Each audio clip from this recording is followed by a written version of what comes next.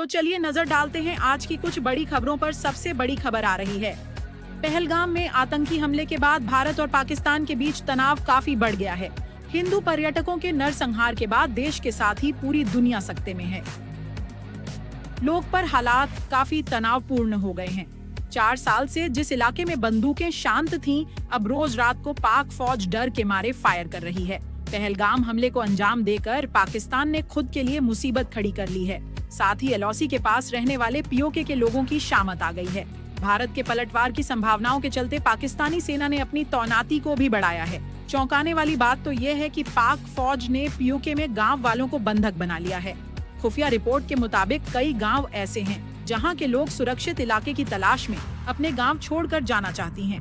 कुछ बड़ा होने वाला है। पीएम मोदी से फिर मिले राजनाथ। अजित डोभाल भी थे साथ। जम्मू कश्मीर के पहलगाम में 26 हिंदुओं के नरसंहार के बाद भारत और पाकिस्तान जंग की कगार पर हैं। पीएम मोदी और रक्षा मंत्री राजनाथ सिंह ने बैठक की। इस बैठक में सीडीएस अनिल चौहान और एनएसए अजित डोभाल भी शामिल हुए।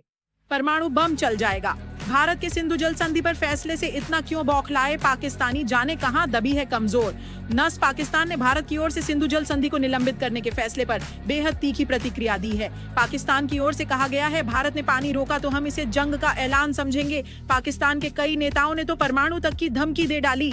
भारत में डॉन समेत 16 बड़े पाकिस्तानी यूट्यूब चैनल बैन। सरकार ने बीबीसी को भी दी चेतावनी। पहलगाम हमले के बाद भारत सरकार पाकिस्तान के खिलाफ लगातार खड़े एक्शन ले रही है। अब मोदी सरकार ने एक और कड़ा फैसला लिया है। अब केंद्र ने पाकिस्तान के कई बड़े यूट्यूब चैनल बैन कर दिए हैं। सरकार ने भारत, उसकी सेना और सुरक्षा एजेंसियों के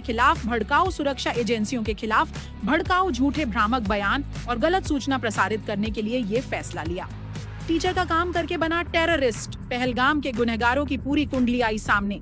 3 लोकल आतंकी थे शामिल। कश्मीर के पहलगाम की बैसरन घाटी में हुए कायराना आतंकी हमले में लोकल स्तर पर सक्रिय स्थानीय आतंकियों के शामिल होने का शक अब पुख्ता होता जा रहा है।